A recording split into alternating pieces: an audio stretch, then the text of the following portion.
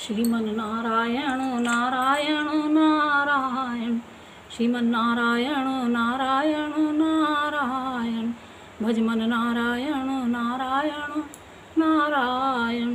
बोल कृष्ण कन्हैया लाल की जय। कुंती पुत्र युधिष्ठिर बोले कि हे जनार्दन, अब आप भाद्रपद मास की कृष्ण पक्ष के एकादशी के बारे में बतलाइए। उस एकादशी का क्या नाम है तथा इसकी क्या विधि है, सो सब विस्तार पूर्वक कहिए। श्री कृष्ण भगवान बोले कि हे राजन, भाद्रपद मास के कृष्ण पक्ष के एकादशी को अजा कहते हैं। इसके व्रत करने से समस्त पाप नष्ट हो जाते हैं। जो मनुष्य इस दिन भगवान की भक्ति पूर्वक पूजा करते हैं तथा व्रत करते हैं, उनके समस्त पाप नष्ट हो जाते हैं। इस लोक और परलोक में सहाय करने वाली इस एकादशी व्रत के समान विश्व में दूसरी एकादशी नहीं है। इस एकादशी की कथा इस प्रकार से है। प्राचीन समय में एक चक्रवर्ती राजा राज्य करता था। उसका नाम हरिश्चंद्र था। वह अत्यंत वीर, प्रतापी और सत्यवादी था। उसने अपनी स्त्री तथा पुत्र को बेच डाला। वह स्वयं एक चंडाल का सेवक बन गया। उसने उस चंडाल के यहाँ कफन लेने का काम किया, परंतु उसने इस आपत्ति के काम में भी सत्य को नहीं छोड़ा।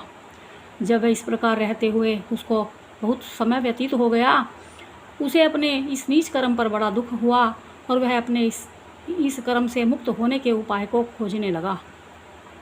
वह उस समय सदैव इसी चिंता में लगा रहता था कि मैं क्या करूं। एक समय जब वह चिंता कर रहा था तो गौतम ऋषि आए। राजा ने इन्हें देख करके प्रणाम किया और अपनी दुख की कथा सुनाने लगे। महर्षि राजा के दुख से पूर्ण वाक्यों को सुन करके अत्यंत दुखी हुए और राजा से बोले कि हे राजन, भाद्रपद मास के कृष्ण पक्ष में एक एकादशी होती है, उसका नाम अजा है। तुम उसी एकादशी का व्रत विधि पूर्वक करो तथा रात्रि में जागरण करो, इससे तुम्हारे समस्त पाप नष्ट हो जाएंगे। गौतम ऋषि राजा से इस प्रकार कह करके अंतर ध्यान हो गए। अजा नाम के एकादशी आने पर राजा ने मुनि से कहे हुए विधि पूर्वक व्रत तथा रात्रि जागरण किया। उसी व्रत के प्रभाव से राजा के समस्त पाप नष्ट हो गए।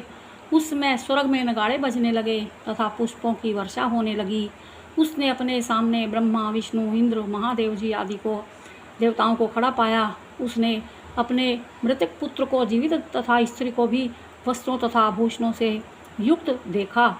व्रत के प्रभाव से उसको पुनः राज्य मिला।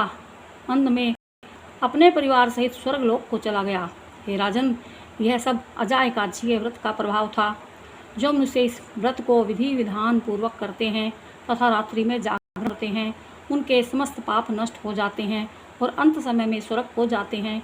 इस एकादशी की कथा के सुनने मात्र से ही अश्वमेघ यज्ञ का फल मिलता है। बोलिए कृष्ण कन्हैया लाल की जय।